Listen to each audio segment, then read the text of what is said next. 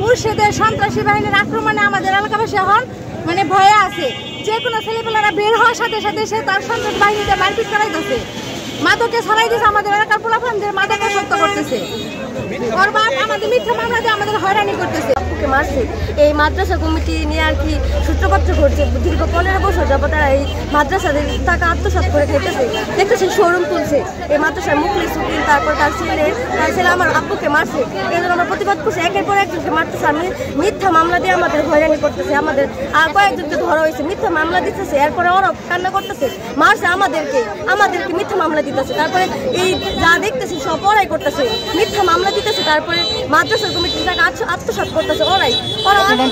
সে এই জিওগ্রাফি ছাত্র কিছুতে ছিল না, মুখলেস উকিল ও তার ছেলে অনেক লোক জড়ো করে যে মসজিদ কমিটির যে কমিটি ছিল, এই কমিটির জন্য সবাই এলাকাবাসীর বিপক্ষে, কিন্তু উনি তার সভাপতি পদ ছাড়েন না। এর জন্যই আমার বাবা গেছে যে কোনো বিষয়ে হাঁটাচুরো করার জন্য। এখন আমার বাবা জেলখানায়, আর আমার বাবাকে ছাড়ানোর জন্য কোনো উকিল আমাদের পক্ষে খারাচ্ছে না। মুখলেস উকিল তার মিছা বানাদ্য অনেক কিছু দেখাচ্ছে যে আমি মুক্তিযোদ্ধা, আমাকে মারধর করেছে, সেই সাংবাদিক সম্মেলন করেছে, তারই বড় বাড়ির লোকে তার পাঞ্জাবি ছিঁড়েছে। এর জন্য এই সব করার পরেও আমাদের উপরে সব দোষারোপ করে। কারণ আমার বাবার জন্য আমি যে উঠে যে উকিল পাবো তাও পাচ্ছি না, যেটা আমাদের পক্ষে কোনো উকিল খারাপছে না। আমার অবস্থা কীরকম, মুক্তির লোকেরা আমাকে এরকমভাবে করছে, অ্যাটাক করছে, অ্যাটাক করে সে আমাকে অনেক মারধর করছে। আপনারা দেখতে পাচ্ছেন, এটা আমি বিচার চাই, আর কিছু না। ধরতে যায় তাদের সবকে জিম্মি করা, আমাদের পক্ষে কোনো উকিল দাঁড়ায় না। তারা সেই অজুহাতে আমাদের এরকমভাবে অতিষ্ঠ করতেছে এবং কুলাফানদের উশৃঙ্খলপনা করে দিয়ে মামলায় জর্জরিত করে তারা সেই উকিল বারের গৌরব করে আমাদের এই অবস্থায় রেখেছে। আমরা চরমভাবে নির্যাতিত, আসলে এখানে বলার কোনো ভাষা নাই। আমরা আমাদের হৃদয়ে রক্তক্ষরণ হচ্ছে। আজকে আমরা কোনো জায়গায় যাই বিচার পাইতেছি না। সোজা কথা, একজন মানুষের জন্যে একটা মানুষ আমাদের পুরো এলাকাটাকে তার সন্ত্রাসী বাহিনী, তার ছেলের সন্ত্রাসী বাহিনী দ্বারা আমাদেরকে অতৃষ্ট করে ফেলছে। সোজা কথা, আমরা বেঁচে থাকার উপদ্রব আমাদের নষ্ট হয়ে যেতেছে। সোজা কথা, আজকে আমরা এলাকাতে কোনোভাবে টিকে থাকতে পারতেছি না।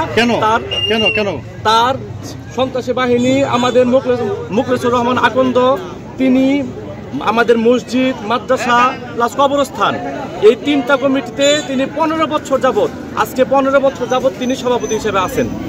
পুরো এলাকাবাসীর দাবি যে আমাদের 3টা কমিটির 3টা প্রতিষ্ঠানের 3টা কমিটি থাকবে। বাট গত 15 বছর থেকে তিনি জোর জবরদস্তি করে তার সন্ত্রাসী বাহিনীর দ্বারা এইখানে জোর জবরদস্তি করে তিনি এই অবস্থায় আছেন, সভাপতি হিসেবে একা দায়িত্ব পালন করতেছেন।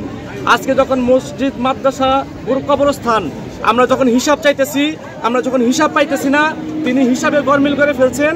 এই হিসাব তিনি দিতে পারবেন না বিধায় আজকে তিনি এই জবরদস্তি করে সেরা তিনি এখানে সভাপতি থাকতে চায়, মসজিদে থাকতে চায়।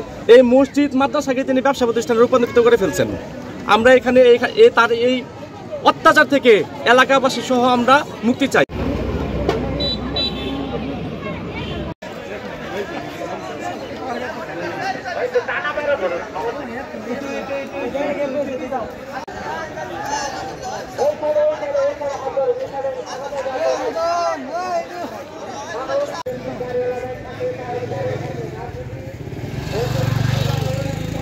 আমরা এলোমেলো না করি, সকলের কাছে অনুরোধ।